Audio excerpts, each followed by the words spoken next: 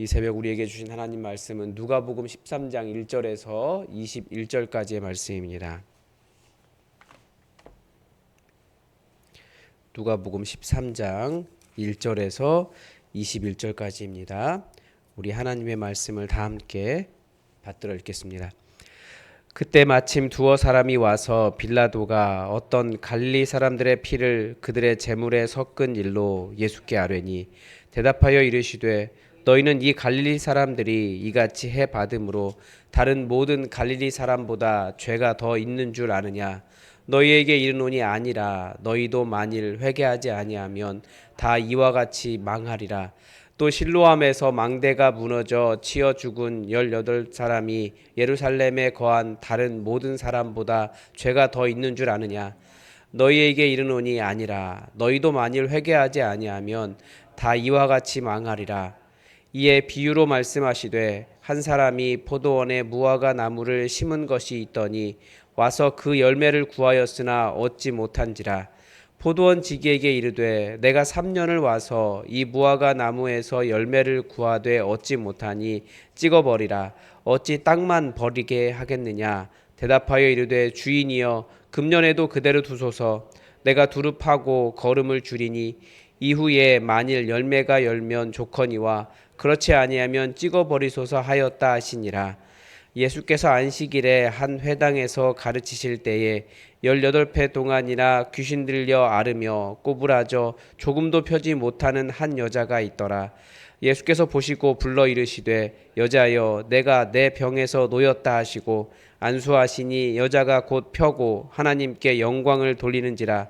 회당장이 예수께서 안식일에 병 고치시는 것을 분내어 무리에게 이르되 일할 날이 엿새가 있으니 그 동안에 와서 고침을 받을 것이요 안식일은 하지 말 것이니라 하거늘 주께서 대답하여 이르시되 외식하는 자들아 너희가 각각 안식일에 자기의 소나 나귀를 외양간에서 풀어내어 이끌고 가서 물을 먹이지 아니하느냐.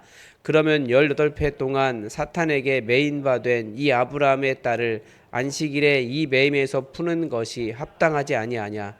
예수께서 이 말씀을 하심에 모든 반대하는 자들은 부끄러워하고 온 무리는 그가 하시는 모든 영광스러운 일을 기뻐하니라. 그러므로 예수께서 이르시되 하나님의 나라가 무엇과 같을까? 내가 무엇으로 비교할까? 마치 사람이 자기 채소밭에 갖다 심은 겨자씨 하나를 같으니 자라 나무가 되어 공중의 새들이 그 가지에 깃들었느니라. 또 이르시되 내가 하나님 나라를 무엇으로 비교할까? 마치 여자가 가루 서말 속에 갖다 넣어 전부 부풀게 한 누룩과 같으니라 하셨더라. 아멘. 제가 어제 본문을 가지고 설교를 준비하면서도 설교를 하면서도 계속 이게 고민이 되는 거예요. 왜냐하면 예수님께서 이 세상에 평화가 아니라 불을 던지러 오셨다라는 말을 듣고 분명히 그러면 그런 말씀에 가장 먼저 반응하는 사람들이 사실은 분쟁을 좋아하고 폭력을 좋아하는 사람들이 반응하게 되어 있습니다. 거봐 예수님도 그러셨잖아 라고 하면서 분쟁과 자신이 일으키고 있는 분쟁과 어떤 그런 폭력적인 일들을 정당화하는 일에 반응하기 때문에 그렇습니다. 그리고 또 다른 하나는 예수님께서 심판을 이야기하셨기 때문에 뭐 일이 잘 안 되는 사람 아니면 병든 사람 마음이 위축된 분들 그런 분들이 내가 하나님의 심판 속에 들어간 것인가? 하나님 나를 심판하셨나? 그런 생각하실 것 같기도 하고 또 혹은 역시 항상 정죄하는 사람들은 다른 사람 병든 거 보면 너 하나님께 잘못한 거 있어서 그래. 하나님이 너 심판하신 거야. 이런 말을 잘 하기 때문에 그런 약간 고민이 되었습니다. 실제로 지금 우리나라에 있는 이 정치적으로 혼란한 상황이 그 혼란의 한편에 기독교가 있다라고 말할 수밖에 없는 상황 아닙니까? 기독교가 기본적으로 나라 사랑을 가르쳐 왔기 때문에 마치 한 편을 죽여야 그것이 나라 사랑하는 식이다라는 식으로 자기 편 아니면 그 사람은 나라 사랑하지 않는 사람으로 생각하는 그런 것을 보면서 그러니까 심지어 신학교 교수님, 그러니까 목사님이죠. 뭐 그런 사람 죽이는 것을 마치 하나님의 뜻인 것처럼 그렇게 말씀하시는 것, 이게 굉장히 두려운 일인데 그렇게 말하는, 또 그런 일이 계속 일어날까 봐 하는 두려움이 생겼습니다. 아마 오늘 본문이 그 질문과 두려움에 대해서 우리가 어떻게 생각하고 어떻게 행동해야 할지 답을 주는 것 같습니다. 예수님께서 이 심판과 분쟁에 대한 말씀을 하시는데 그때 두어 사람이 예수님을 찾아왔습니다. 그래서 찾아온 게 아니고 아마 예수님 옆에 있는 사람인 것 같아요. 그러면서 예수님께 빌라도가 어떤 갈릴리 사람들의 피를 그들의 제물에 섞었다라고 하는 것을 예수님께 말했습니다. 어떤 의미로 말했을까요? 이 정확한 사건이 어떤 사건이 있는지를 정확하게 알 수 없습니다. 두어 사람 이야기하지만 그러니까 자기 아는 사람 이야기한 거고, 사실 빌라도는 훨씬 더 많은 사람들을 그렇게 해왔습니다. 뭐 몇천 명씩도 죽이기도 하고요. 그러면서 이렇게 자기의 신에게 바쳤다라고 하는, 그러면서 자기 신이 승리했다라고 하는 것들을 강변하기도 했습니다. 정확하게 어떤 사건인지는 알 수 없지만 우리가 이 빌라도가 얼마나 잔인하고 갈릴리 사람들이 얼마나 억울할 만한지 이해가 되죠. 그런데 아마 이 갈릴리 사람, 이 두어 사람에 대한 이야기를 한 사람은 아마도 안타깝다, 불쌍하다가 아니라 그 사람들이 죄가 많아서 예수님의 그 심판, 예수님께서 이 땅에 던지러 오신 그 불을 맞은 사람들이다라는 식으로 이야기했을 가능성이 있습니다. 우리는 사람들이 어떤 일을 당하면 죄와 연결합니다. 그 사람이 죄가 많아서 그런 일 당하는 거야. 나도 내가 무슨 일이 생기면 죄가 많아서 이런 일 당하는구나, 그런 생각 많이 합니다. 특히 독감 걸리면 그런 생각 많이 하는 것 같아요. 하나님 죄송합니다. 저 좀 살려주세요. 너무 아파요. 뭐 그랬던 것 같아요. 항상 독감 걸릴 때마다. 그때마다 회개하고, 사실은 회개가 나쁜 건 아니에요. 분명히 예수님이 회개하라 말씀하셨고 회개하지 않으면 그렇게 심판이 앞에 있다라고 말씀하셨기 때문에 회개하는 것은 너무나 당연한 일인데, 문제는 사람들이 자꾸 다른 사람 정죄한다라는 거죠. 또 정확히 알려지지 않은, 그 역사적인 사건으로 정확히 알려지지 않은 실로암 망대가 무너져서 18명이 죽은 사건에 대해서도 말씀하십니다. 이 사건은 큰 사건이기 때문에 누구든지 다 아는 이야기였던 것 같습니다. 그런데 이때도 예수님은 그렇게 죽은 18명이 다른 사람보다 더 죄가 있어서 죽은 것이 아니다라고 말씀하십니다. 이렇게 말씀하신 이유는 역시 그 18명이 하나님의 심판을 받아서 그렇게 죽은 거야 라고 하는 이야기들이 그 사회에 있었기 때문에 그렇습니다. 예수님은 그들이 죄가 더 많이 있어서 심판받은 것이 아니다라고 말씀하시면서 이 땅에 있는 모든 사람들이 다 죄인이라고 말씀하십니다. 만일 회개하지 않으면 누구라도 다 그렇게 망하게 될 것이라고 말씀하십니다. 다시 말하면 모든 사람들에게는 예수님의 불, 그 심판이 예비되어 있습니다. 살아날 수 있는 방법은 오직 회개하는 것밖에 없다라는 거예요. 하나님께 돌아오는 거죠. 회개는 가던 길을 돌이켜서 하나님께로 돌아가는 것이기 때문에 그렇습니다. 세상에 왜 이렇게 비극이 많은가 우리 질문하죠. 하나님이 이 세상에 관심이 없으신가 이런 생각합니다. 그러면서 하나님을 원망하기도 하고 그렇지만 사실 이미 이 온 세상은 하나님의 현재적인 심판 아래 놓여 있습니다. 그래서 언제 누구에게 그런 비극이 일어나도 그것이 이상한 일이 아니라는 거예요. 이 땅이 그렇습니다. 우리 중에도 이 하나님의 현재적 심판에서 벗어난 사람이 없습니다.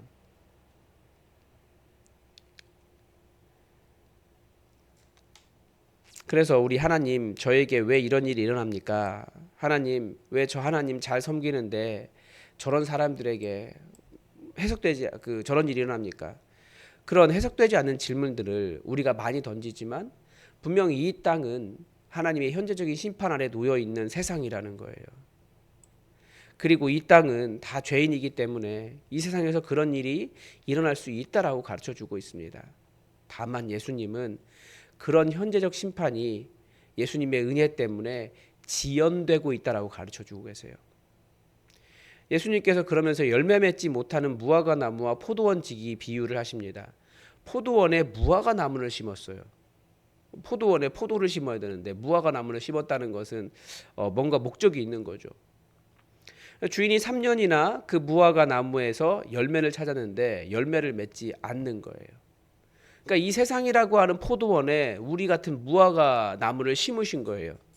그런데 주인이 포도원 지기에게 저 나무 쓸데없으니까 3년 동안 열매 맺지 못하니 그냥 다 베어버려라. 땅만 차지하고 포도를 심는 게 낫겠다.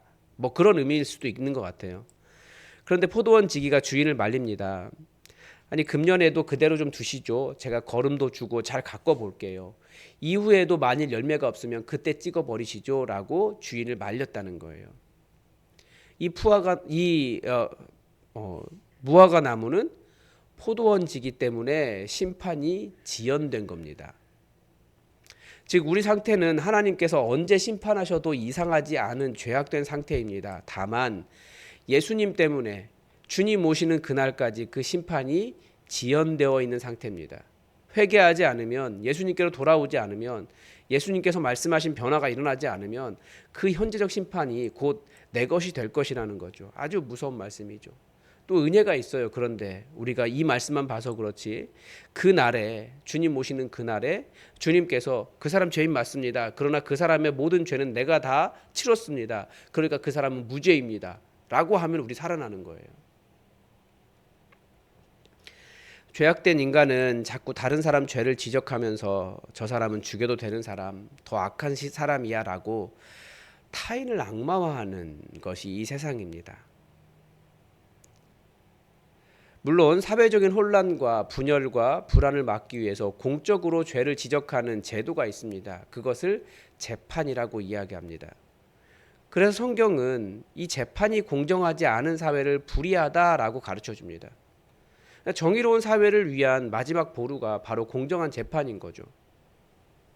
그래서 개인적으로는 그런 어떤 그 사회 불의에 대해서는 공적인 시스템에 맡기고 공적인 시스템이 바르게 돌아갈 수 있도록 견제하는 일이 우리가 할 일이고, 그러나 마치 그 개인적인 관계나 다른 사람을 바라보면서 나는 굉장히 거룩한 사람인 것처럼 분노하지 마십시오.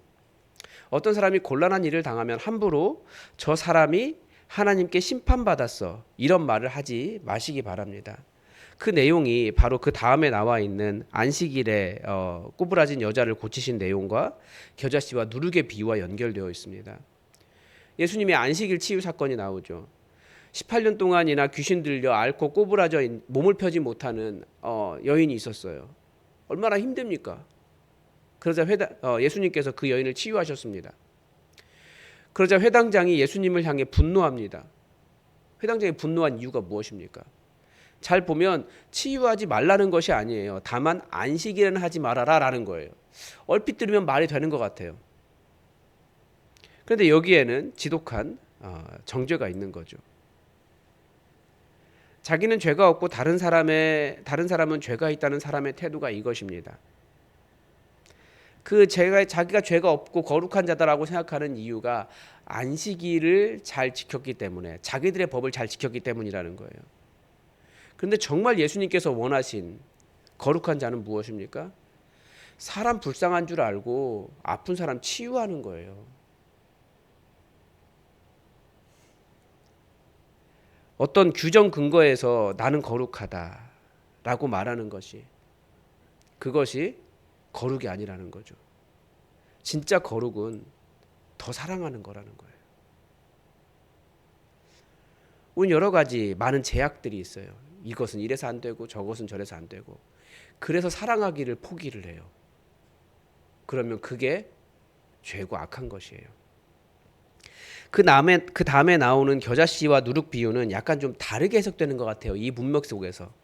왜 그렇습니까? 이 작은 겨자씨가 자라면 나무가 됩니다. 그런데 이 커다란 나무에 공중의 새들이 그 가지에 깃들었다. 이게 결과입니다. 그러니까 크게 되어서 우리는 뭐합니까? 누구도 과하지 못하고 누구도 머물 수 없는 가지가 된다면, 그런 나무가 된다면 그건 재앙입니다. 큰 가지가 되었으면 수많은 참새들이, 작은 새들이 와서 제잘제잘 하면서 이렇게 머물고 행복을 누릴 수 있는, 깃들일 수 있는 나무가 돼야 되는 거예요. 풍성하게. 그런데 죄로 가득 찬 사람은, 그러니까 다른 사람을 정죄하는 사람은 아무리 큰 나무가 되어봐야 거기에 새가 깃들 수가 없어요. 그 다음에 나오는 누룩 비유도 그렇습니다. 하나님 나라를, 이 겨자씨 비유와 누룩 비유는 작은 것에서 확장된다라고 하는 하나님 나라의 특징을 보여주지만, 이 가루 서말도 한번 생각해 보면 그렇습니다. 어떤 분이 실제 해봤다고 그러더라고요. 어떤 목사님께서 가루 서말이면 얼마나 많나요? 엄청나게 많잖아요. 거기에 누룩을 집어넣으면 밤새도록 어떤 일이 일어날까요? 온 집안이 난리가 납니다. 거실이 다 부풀어 가지고 이게 다 퍼지고 난리가 나요. 그럼 어떻게 해야 돼요? 그거 혼자 다 먹습니까? 못 먹어요. 나눠줘야 돼요. 그 자기 빌라에 있는 사람들 다 나눠줬대요. 결국은 하나님 나라는 그런 풍성함 가지고 옆에 사람 죄인이라고 말하지 않고 그 사람 깃들 수 있게 하고 나눠주고 풍성하게 하고, 그런 것이 하나님 나라라는 거예요. 우리는 하나님 나라를 어떻게 배웠냐면 계속해서 나의 거룩함을 지키기 위해서 너 죄인이야 라고 정죄하는 식으로 그렇게 배워왔는데, 그게 하나님 나라가 될 수 없다라는 거죠. 잘 보면 이 안식일에 꼬부라진 여인을 고치실 때 이 여인이 고침받은 이유가 무엇입니까? 다른 데 있지 않고 예수님께서 그냥 불쌍히 여겨서 이리 와 고쳐줄게, 이거예요.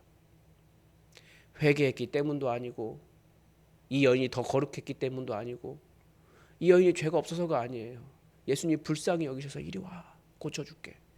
이게 하나님 나라라는 거예요. 다 죄인인데 다른 사람 살 수 있도록 우리가 도와주고, 정죄하지 않고 불쌍하면 살 수 있게 해주고, 그게 하나님 나라라는 거죠. 우리가 마치 굉장히 거룩한 자인 것처럼 착각하지 말고, 우리 이 땅에 이 어두움에 가득 차서 신음하고 있는 불쌍한 사람들이 모여 있는 이 땅에 우리가 하나님의 긍휼로, 예수님의 마음으로 우리가 사랑하며 치유하며 그렇게 천국의 풍성함을 나눌 수 있기를 바랍니다. 오늘도 하나님의 뜻이 우리에게 이루어지기를 주기도문으로 기도하겠습니다. 하늘에 계신 우리 아버지, 아버지의 이름을 거룩하게 하시며 아버지의 나라가 오게 하시며 아버지의 뜻이 하늘에서와 같이 땅에서도 이루어지게 하소서. 오늘 우리에게 일용할 양식을 주시고 우리가 우리에게 잘못한 사람을 용서하여 준 것 같이 우리 죄를 용서하여 주시고 우리를 시험에 빠지지 않게 하시고 악에서 구하소서. 나라와 권능과 영광이 영원히 아버지의 것입니다. 아멘. 여러분, 오늘도 이 나라를 위해서 기도해 주시기 바랍니다. 이 혼란이 속히 마무리될 수 있도록 여러분 기도해 주시고, 이 혼란 가운데 기독교인들이 들어있다는 게 너무나 마음이 아파요. 왜냐하면 이러면 이 이후에 교회로 돌아올 세대가 없어요. 다 교회에서 사람들 쫓아내는 거예요. 자기의 분노 때문에. 예수님도 정말 그러실지 한번 생각하며 기독교인들이 정말 이 땅의 평화를 위해서 중요한 역할을 감당했으면 좋겠습니다. 그리고 이 나라를 위해서 기도하실 때 또 민간 국가로 미국이 지정을 했는데 그 일이 굉장히 심각한 일이더라고요. 우리나라가 어떤 교류라든지 지원이라든지 뭐 그런 것들에서 모두 차단되는 그런 일인데 외교적으로 대참사가 일어난 겁니다. 이 나라가 그런 일 공무원들이 잘 감당할 수 있도록 여러분 또 기도를 부탁을 드립니다. 그리고 우리 환우들을 위해서 기도해 주시고, 이런 상황 속에서도 우리가 하나님 품 안에서 평안을 누리는 법을 배웠으면 좋겠습니다. 하나님 때문에. 그래서 이 나라가 하나님의 은혜 가운데 있는 것을 다시금 발견하는 그런 시간 될 수 있도록 기도해 주시고, 또 우리 예수품안교회 맡겨주신 사역 잘 감당할 수 있도록 기도해 주시고, 우리 사랑하는 성도들 시간이 지날수록 더욱더 하나님 알고 더 깊이 사랑하고 기도하며 천국을 이뤄갈 수 있도록, 이 혼란의 세상 가운데 진짜 천국이 될 수 있도록 우리 교회를 위해서 기도해 주시기 바랍니다. 우리 다 함께 기도하겠습니다.